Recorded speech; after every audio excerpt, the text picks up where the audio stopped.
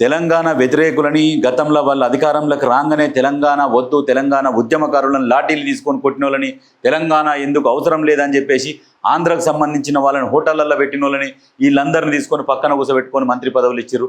ఉద్యమకారులను మోసం చేసి పార్టీల నుంచి తరిమేసారు వీళ్ళు. అటువంటి వాళ్ళు ఇంకా సిగ్గు లేకుండా ప్రజలకు వచ్చి మాట్లాడుతున్నారు. కానీ ఆ వెనకంగా ఉండి జై కొట్టే గుంట నక్కలు కొంతమంది కళాకారులు ఉన్నారు.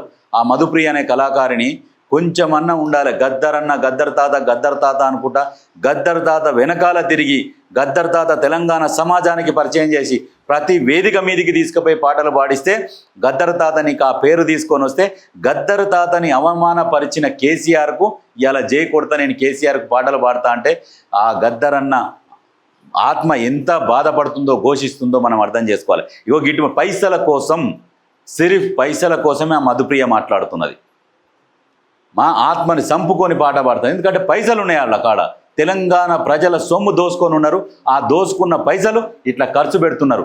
ఎవరైతే తెలంగాణ కోసం తొలి దశ మలి దశ ఉద్యమంలో కష్టపడ్డారో ప్రాణాలకు తెగించి ఆ ఉద్యమకారుణ్ణి, ఆ గాయకుణ్ణి, ఆ చైతన్యవంతులను చేసిన ఆ ఉద్యమకారుణ్ణి తెలంగాణ జాతిపిత ఆ గద్దర్ అటువంటి వ్యక్తి దగ్గర నేర్చుకొని ఆయన తెలంగాణ ప్రజలకు తెలంగాణ సమాజానికి పరిచయం చేస్తే కించపరిచిన కేసీఆర్కు పోయి పాటలు పాడతా అని చెప్తున్నది. ఎంత అంటే చాలా అవమానకరం ఇది మాత్రం.